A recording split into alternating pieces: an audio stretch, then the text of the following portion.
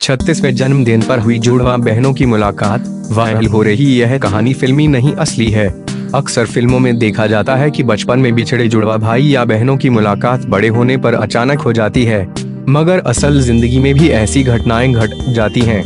हाल ही में ऐसी हो दो जुड़वा बहनों की मुलाकात हुई जो बचपन में जन्म के बाद अलग अलग हो गई थीं।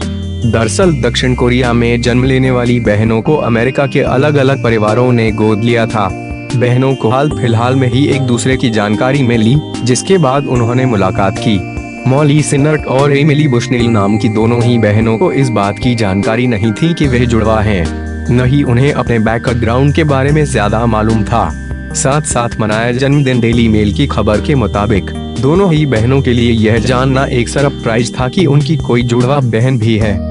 जन्म के बाद यह उनकी पहली मुलाकात थी। मौका भी खास था। ऐसे में दोनों ने 36वें जन्मदिन का जश्न भी साथ साथ मनाया। सिनर्ट को फ्लोरिडा में एक यहूदी परिवार ने गोद लिया था, वहीं बुशनेल को भी एक यहूदी परिवार ने ही गोद लिया था, लेकिन पेंसिल्वेनिया में एक बहन को दूसरी के जिंदा होने की कोई जानकारी नहीं थी। बेटी ने कराई मुलाकात। दरअसल बुशनेल की 11 वर्षीय बेटी इसाबेल ने अपनी मां के बैकग्राउंड और जेनेटिक्स के बारे में ज्यादा जानने की इच्छा जताई। इसाबेल के मुताबिक मां को गोद लिया गया था, इसलिए मैं डीएनए टेस्ट कराना चाहती थी।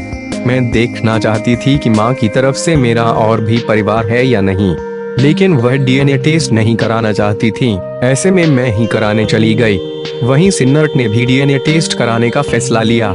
हैरानी की बात यह है कि सिनर्ट और बुशनेल की बेटी ने बीते महीने एक ही वक्त पर डीएनए टेस्ट कराया।